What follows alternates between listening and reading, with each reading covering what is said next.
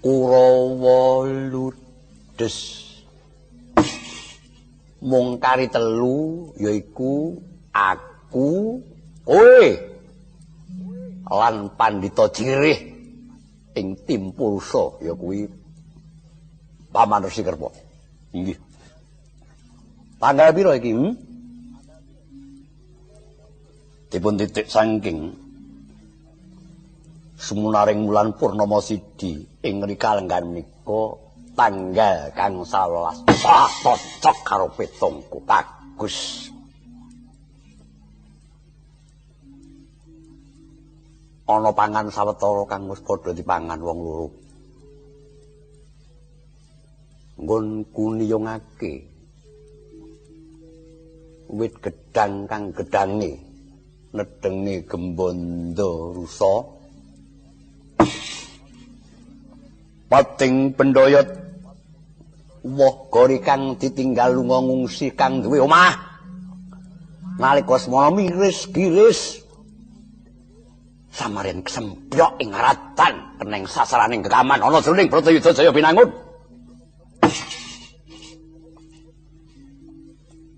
kang wis-wis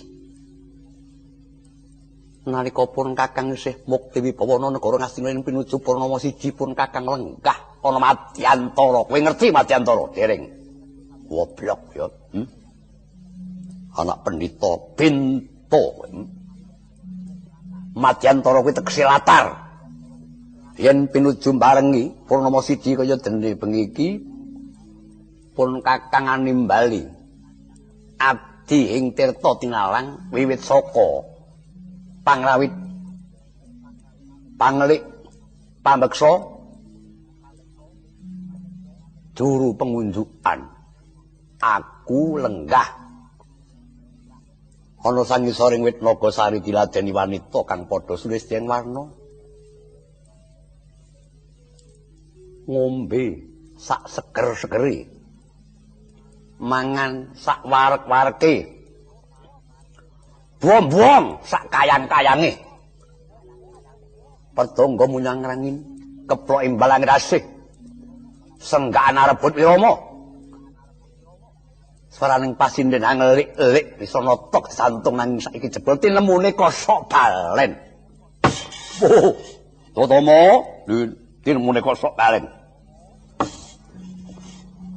rina wong iki coba mung mambu beblarongan gandane patang kewan sadila-sadila mung keprungu pambaunging aswajak panggeruning singa barong panggerenging macan pangakak ing ula gedhe piyo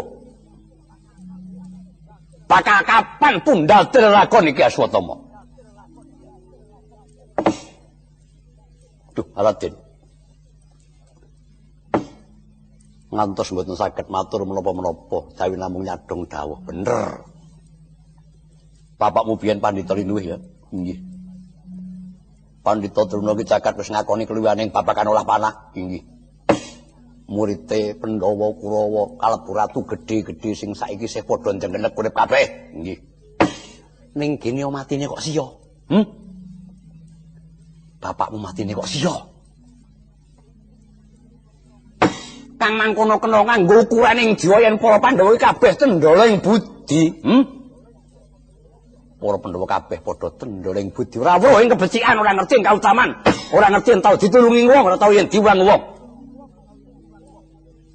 sedane bapak Mursi Druna kang nalika semana keneng apus krama Swatama lho keneng apus rama nggih Jroning bapakmu ngamuk punggung, jroning bapakmu ngamuk punggung Nirbaya Nirwikara. Palagan bubar Pandhawa siji kewalasan kang wani nandingi kridane Bapak Druna. Nyatane upama nanding ana mesti bakal tekaning pati turta kewirangan. Keprigelane Si Arjuna nggone olah panah wit saka pituduh sarta piwulang Resi Druna yen to nandingi Bapak Druna ora ana sak encik-encikane. Nggih. Jebul si Julik Ratu Ndarawati. Swatama, si Julik Ratu Ndarawati. ngatak marang si Werkudara supaya gajah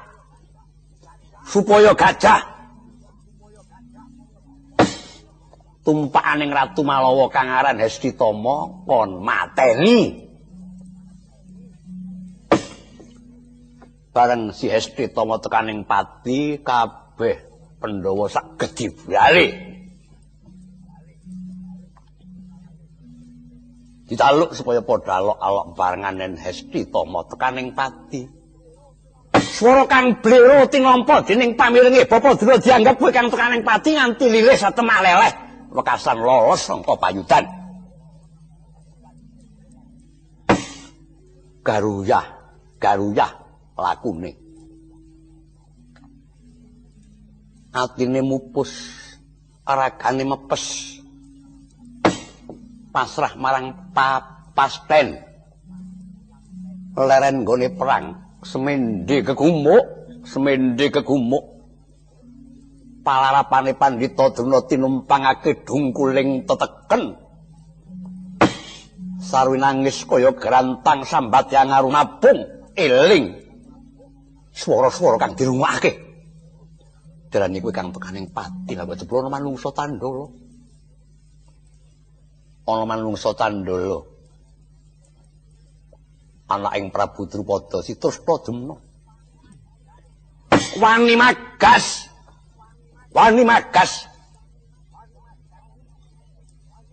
Jangganing Bapadurna saka mburi. Mestaka tiba ing pratala dinggo tendangan. Nganti jroning Koko Prabu Duryudana nitih reta pepangkone ketiban mestakane Bapadurna. Padha sakala semaput. Dadi royongan. Oh, Pandhawa kang tendholing budi ngerti gurune didak siya. Bedas kae siji wae rono kang belani. Apa kaya ngono ora neraka jahanan kang diadap ing tembe. Prasjaning manah kula dereng lega menawi jaring kelampahan kula numpes tiyang Pantraradya.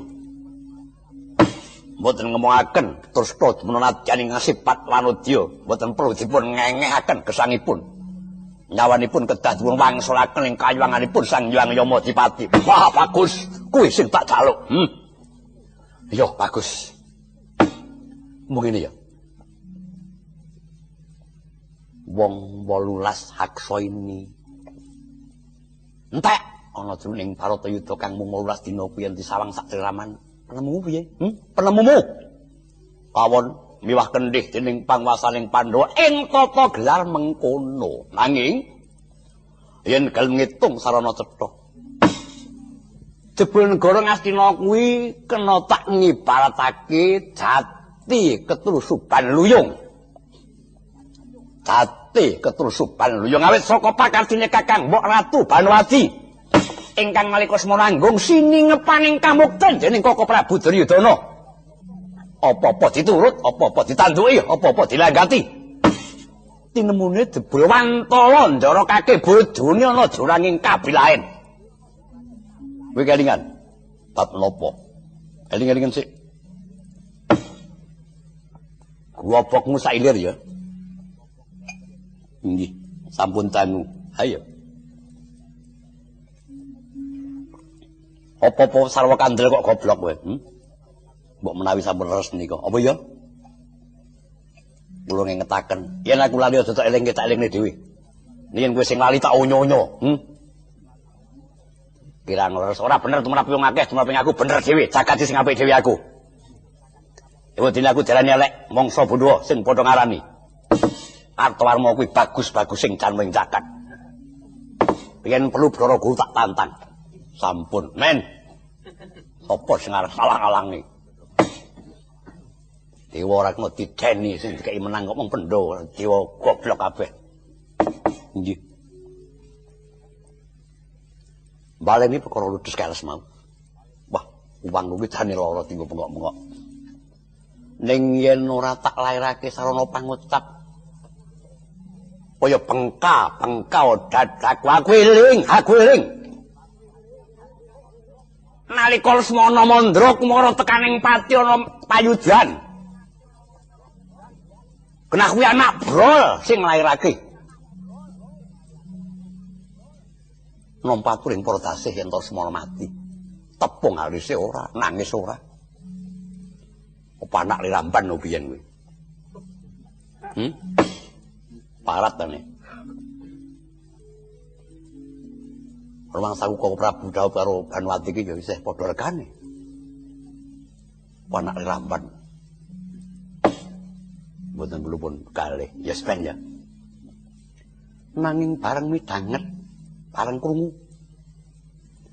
Sing gugur Abimanyu padha sakala Kakang Mbok Ratu Banwati. Dawah Pak Kapidara dadi rejengan. Kang mangkono wis tetela, kang mangkono wis pranyata, kang mangkono wis pinasti, kang mangkono aku bisa netepake yen to iku dadi netra pengawasaning Pandhawa ing tata lair dadi garwane Koko Prabu Duryudana ning kebatinane ora rewang bot repoting Pandhawa jebul samengko Wadima wis bisa kawiyak, Wadima wis bisa kawiyak. Nadyan kaya ngapa sesingitaning rasa Kakang Mbok Banwati wis bisa kasungkap sarana petong sing genep. Bratayuda kaya disengkakake rina wong ingkang dipujek-pujekake kalah amung para Kurawa. Yen to nganti kasempatan mengkono Bratayuda yen Pandhawa menang Kakang Mbok Ratu Banwati mung arep munggah-unggahi balen kepengin dadi kekesete Janaka. Wong wedok apa kaya ngono ki? Wong wedok kang diwatak kaya ngono ki wajib dienggo tuladha apa wajib disirnakake saka bumi? Mung asor-asoring derajat wanita ing diwatak ora tepan. Iya mung lahir parat. Senengane landing-landingke. Ku yen ana tandinge luwih enom luwih bagus mingerke berarti cepaplangan goleki wong bagus. Tuladhane Kakang Mbok Ayu Banwati. Mbah ku diwaris kaya ngono templungin neraka kok tenan. Do ngono arganing atiku. Ora kelakon templung neraka ya maning. Mula prastaning atiku, jroning aku umpetan ana tengah alas ngono ora kok jeneng aku wedi Bratayuda kuwi ora. Aku amung tansah angon limpening Pandhawa kang dina iki wis padha ngrasakake kamukten ana negara Ngastina. Aku amung tansah golek limpening para Pandhawa samangsa dheweke kewaregen kamukten mesti lali marang kaprayitnan ya iku dina kang tak tempake lakon patining Pandhawa. Luwih. Aduh. Iki keder min sedap. Mula mboten kesel ngendika semanten kathahipun menika. Wis. Kuwi wajib aku aja melu-melu. Besok yen Pandhawa tekaning pati aku dadi ratu negara Ngastina kuwi tak dadekake pati. Inggih, mapan menika ing lacap. Bagus. Yen kowe besok turun wedok aja nganti kaya Ratu Banwati, cepaplangan. Ayo do ngono kaning atiku. Nggon setya marang kakung jebul mung abang-abang lambe, nyembah tangane ning batine njula-njula biyuh wong apa kuwi. Yen aku ketemu Kakang Ratu Banwati ana negara Ngastina, najan wong wedok aku entara nuwek yadane tak unggahake ana kayanganing Sang Hyang Yamadipati lan cemplung ing neraka janan sawaris-warise. Nyatane wis kepenak diungsikake. Kepenak tak caumpetan ana tengahing alas parandene minggat tanpa pamit. Aku ngerti mesti dheweke bali menyang negara Ngastina.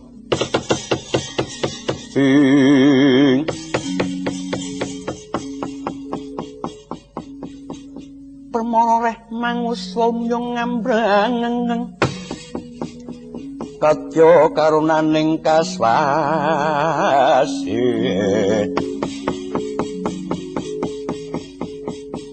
aneng maraga memalat kung kang kondo wakstrat mojo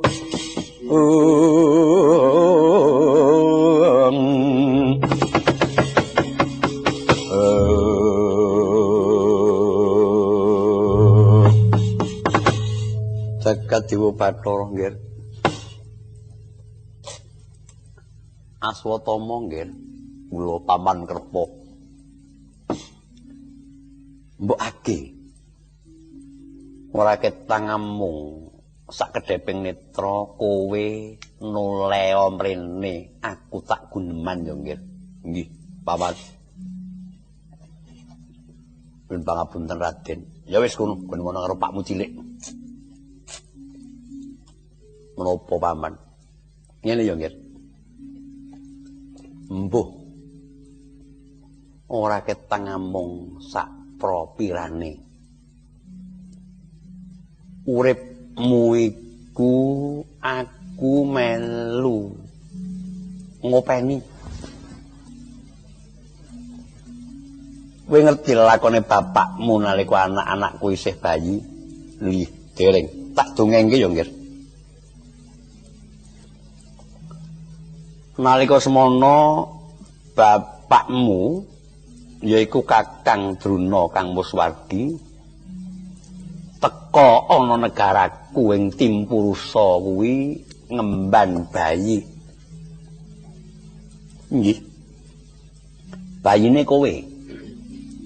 Inggih. Rening duda ngemban bayi momong bocah repot. Mula bapakmu nalika isih kekasih Bambang Kumbayana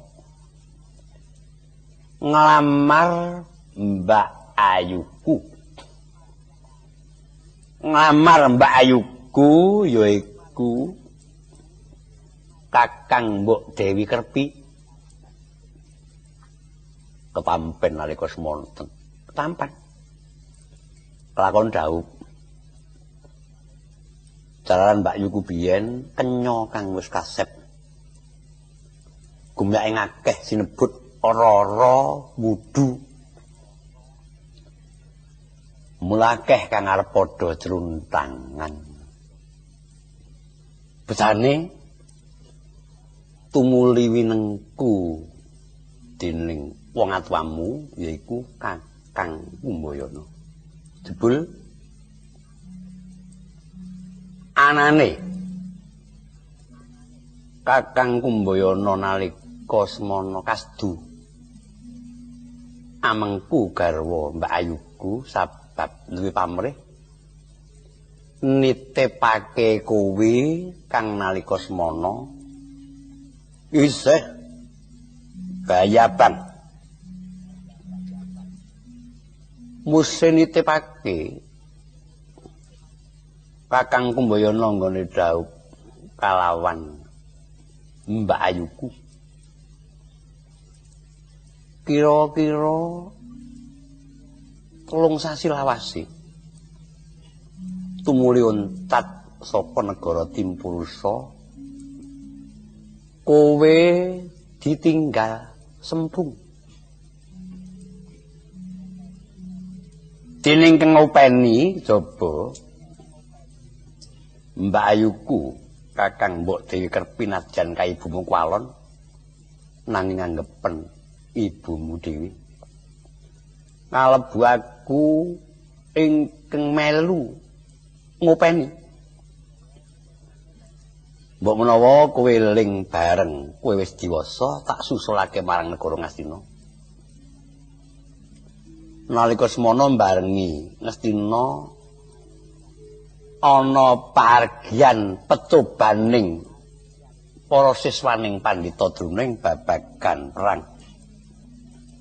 Tinampa switamu nengersane Sang Adipati Drestarstra kowe dadekake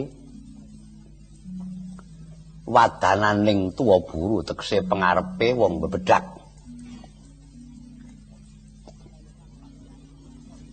Lah ya sabab lakon-lakon kang wis tak dongengake mau mestine kowe kudu eling yen kowe tau tak loloh kaya manuk, tak juju kaya kucing. Nggih. Mula rungokno kandhaku ya nggih. Bratayuda kuwi sing duwe perkara jagat. Bratayuda iku kang duwe perkara jagat. dene menang kalah mau ditemtokake dening saisining jagat. Sadurunge Pandhawa Kurawa lair Barata iku kang duwe perkara jagat. Dene menang kalah mau ditemtokake dening saisining jagat.